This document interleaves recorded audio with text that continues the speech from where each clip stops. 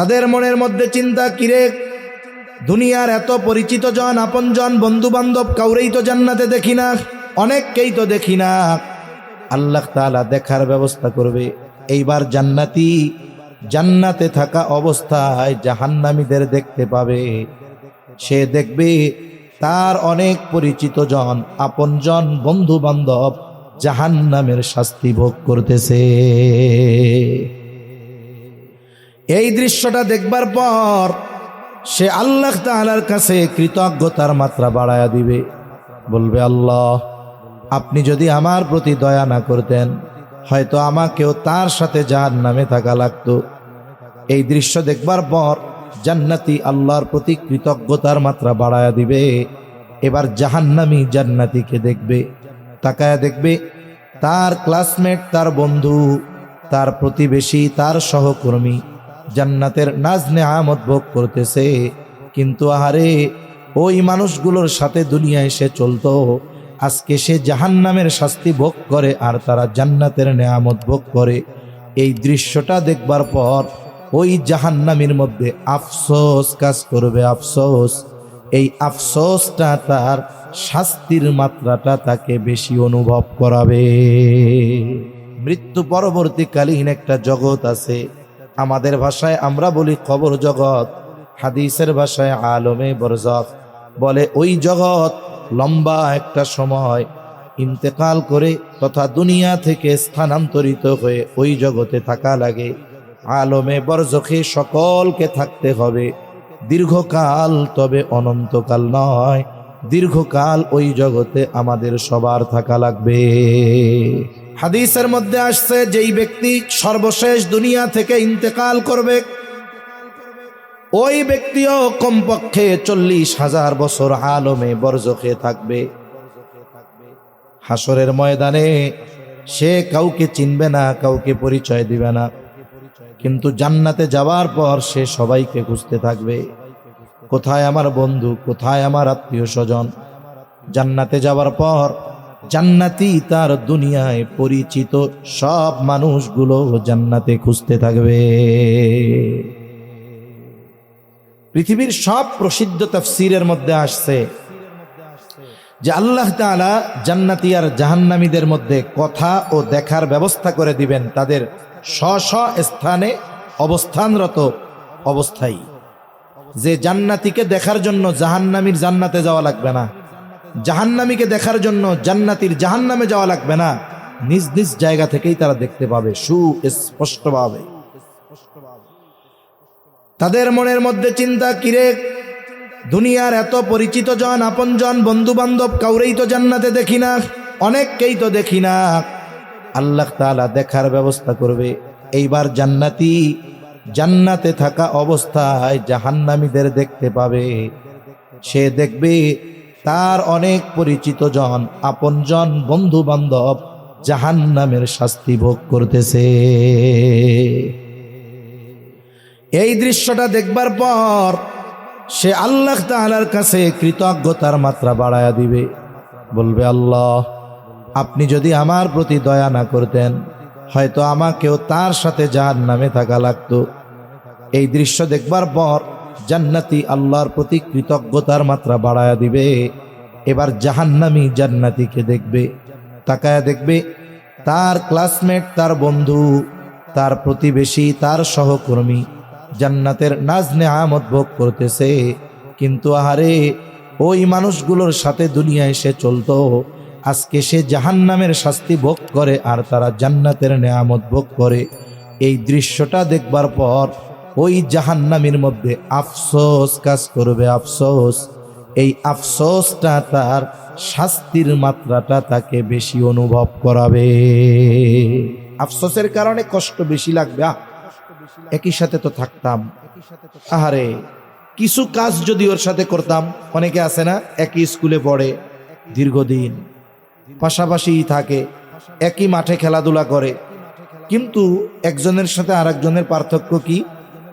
ওই বন্ধু নামাজের সময় হলে নামাজে যায়, ওই বন্ধু বাজে কোনো কাজে যায় না, খেলাধুলা করে কিন্তু একসাথে, কিন্তু সে গুনার কাজ করে না, নামাজ কালাম পড়ে। এইরকম কিছু ভালো কাজ দুজনের মধ্যে পার্থক্য গড়ে দিয়েছে। ওই জাহান্নামী কিয়ামতের দিন আফসোস করবে, ওই বন্ধুর সাথেই তো বছরের পর বছর ছিলাম, আমারে নামাজের জন্য বলতো, আমাকে গোনার থেকে ফিরতে বলতো, আরে আমি যদি ওই দিন ওর সাথে নামাজে যাইতাম, আমি যদি ওই দিন ওর কথায় গোনার কাজটা ছেড়ে দিতাম, তাহলে আজকে আমিও ওর সাথে জান্নাতে থাকতে পারতাম। এই যে কেন করলাম না, এই আফসোস তাকে শাস্তির মাত্রাটা আরো বেশি অনুভব করাবে, কষ্ট বেশি লাগবে ওই আফসোসের কারণে। এবার জান্নাতি আর জাহান্নামী দেখা হলো, কথাবার্তাও হবে। এখন ওই জাহান্নামে বন্ধুদেরকে দেখে জান্নাতীদের মনে জানার বড় ইচ্ছা, কোন কারণে তারা জাহান্নামী হলো। আল্লাহ তাআলা কথার ব্যবস্থা করে দিবে। আল্লাহ তাআলা বলেন, জান্নাতীরা জাহান্নামীদেরকে জিজ্ঞাসা করবে, মা সালাকাকুম ফি সাকার, কোন কারণে তোমরা সাকারের অধিবাসী হইলা, জাহান্নামী হইলা। এইবার জাহান্নামীরা তাদের জাহান্নামে যাওয়ার কয়েকটা কারণ বর্ণনা করবে। এর মধ্যে 1 নম্বর কারণ তারা বলবে, ক্বালু লাম নাকু মিনাল মুসাল্লিন। জাহান্নামীরা বলবে, আমরা জাহান্নামে আসার 1 নম্বর কারণ হলো আমরা মুসল্লি ছিলাম না, আমরা নামাজি ছিলাম না, আমরা নামাজ পড়তাম না। কাফের যে, সে তো মুসল্লি নয়, সে তো বেঈমান, সে তো নামাজ পড়বেই না, চিরস্থায়ী জাহান্নামী। কিন্তু যে ইমানদার, সে যদি নামাজ না পড়ে, হয়তো তাকে ক্ষণস্থায়ী কিংবা দীর্ঘস্থায়ী জাহান্নামে থাকা লাগবে।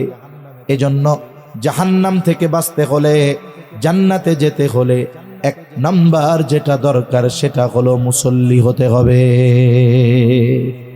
কি হইতে হবে জোরে কোন? মুসল্লি। মুসল্লিকে শুক্রবারের দিন শুধু যায় হাজিরা দেয় এই মুসল্লি না।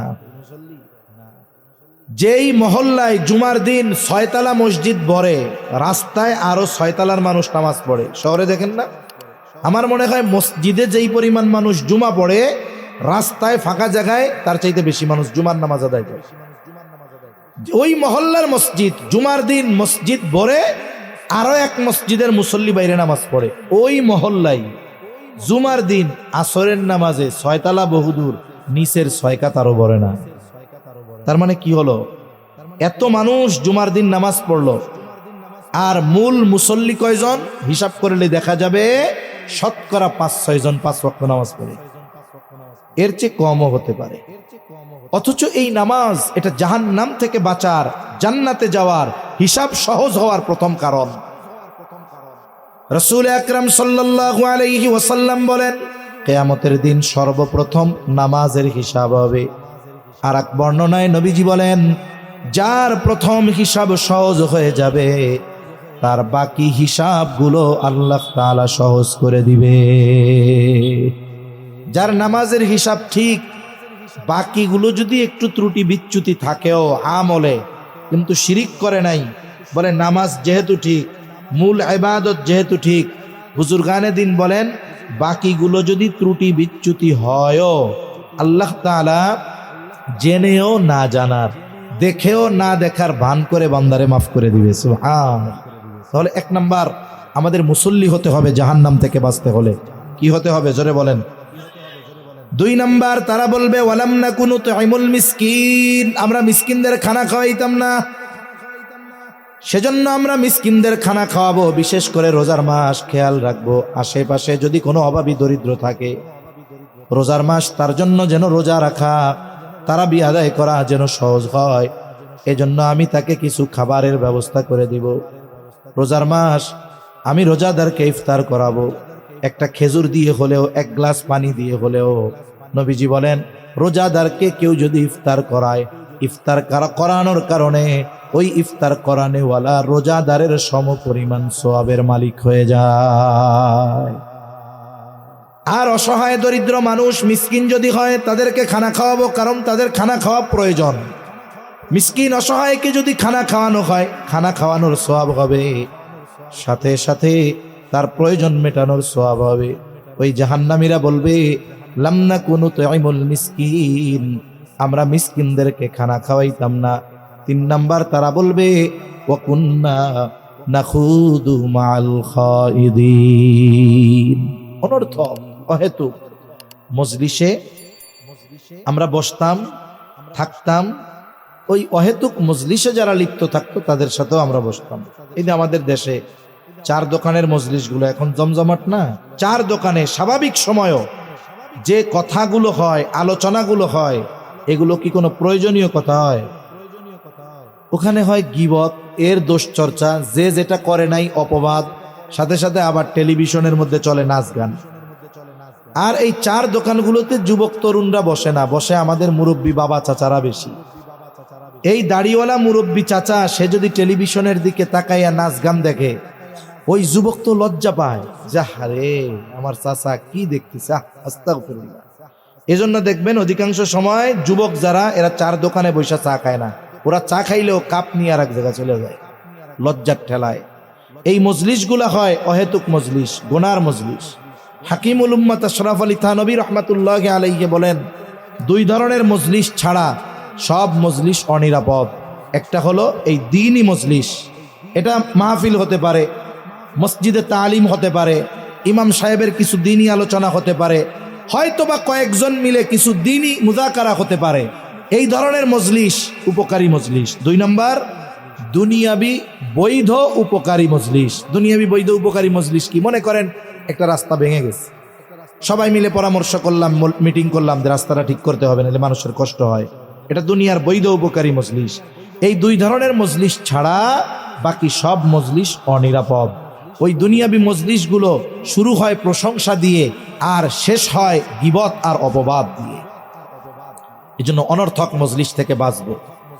আবার মনে করতে পারে মজলিসের জন্য একাধিক ব্যক্তি দরকার। না না, এখন তো ডিজিটাল মজলিস হয়, মোবাইল নিয়ে যে বৈশা আছে এটাও তো মজলিস। এই অনর্থক মজলিসগুলো থেকে বাঁচতে হবে, সেটা মোবাইলের মাধ্যমে হোক, চায়ের দোকানে হোক, এমনি কোথাও হোক। 4 নম্বর সর্বশেষ, তারা বলবে ওয়াকুন্না নুকাদ্দিবু বিয়াউমিদ্দিন, যে আমরা কিয়ামতের দিবসকে অস্বীকার করতাম। কাফের তো অস্বীকার করে, এই কারণে সে চিরস্থায়ী জাহান্নামী। ইমানদার কিয়ামত অস্বীকার করে না, তবে সে কিয়ামতের ব্যাপারে উদাসীন থাকে, উদাসীন। তারা বলবে এভাবেই চলছে দুনিয়া, হাত্তা আতানাল ইয়াকিন। একটা সময় দৃঢ় সত্য চলে আসলো। দৃঢ় সত্য হলো কি? দৃঢ় সত্য হলো মৃত্যু। দৃঢ় সত্য কি? জোরে বলেন। মৃত্যু। কারণ পৃথিবীতে অনেক সত্য আছে যেগুলো মানুষ বিশ্বাস করে না। আল্লাহ আছেন, কোনো সন্দেহ আছে? কিন্তু আল্লাহর অস্তিত্বে অবিশ্বাসী এই পৃথিবীতে কোটি কোটি মানুষ আছে, তাই না? অথচ নাস্তিক হোক আস্তিক হোক, যে দেশের হোক, বলেন তো পৃথিবীতে একজন মানুষ যে মৃত্যু অস্বীকার করে আছে? একজনও? তাহলে মৃত্যুকে দৃঢ় সত্য আল্লাহ এই জন্য বলেছেন, এই মৃত্যুর স্রষ্টাও আল্লাহ। দৃঢ় সত্য বলার কারণ কি? বলে এটা এমন এক সত্য পৃথিবীর কেউ এটাকে অস্বীকার করে না। বলে এই তো চলে আসছে মৃত্যু, তাওবা করতে পারি নাই, ভালো কাজ করতে পারি নাই, আজকে আমার ঠিকানা জাহান্নাম। এই জন্য আমরা অনেকে চিন্তা করি যে আমি তো এখনো যুবক, কোন সময় মরবো, এখনো দাদা বাইচা আছে, দাদা মরবে, বাপ মরবে, এরপরে না আমি মরবো। এ চিন্তা করার কোনো সুযোগ আছে? আমি হয়তো উদাসীন আছি কিয়ামতের ব্যাপারে, কিন্তু হঠাৎ মৃত্যু চলে আসবে, হঠাৎ মৃত্যু চলে আসবে। আমার ভালো কাজের সুযোগ হবে না, তাওবার সুযোগ হবে না, আল্লাহর পথে চলার সুযোগ হবে না। এজন্য সব সময় আমরা আমাদের জীবনটাকে এমনভাবে প্রস্তুত রাখবো, যদি এখনই মৃত্যু হয় আমার কবরটা যেন জান্নাতের বাগান হয়। আর ওই যে কথা, আখিরাতে সফলতার অন্যতম ধাপ ডান হাতে আমলনামা পাওয়া। এটা পাওয়ার কারণ কি বলছিল? যে আমি দুনিয়ায় এই ব্যাপারে দৃঢ় বিশ্বাসী ছিলাম যে দুনিয়ার সব কিছুর হিসাব যার সামনে দেওয়া লাগবে তিনি কে। এই এতটুকু কথা আমরা বারবার স্মরণ করি,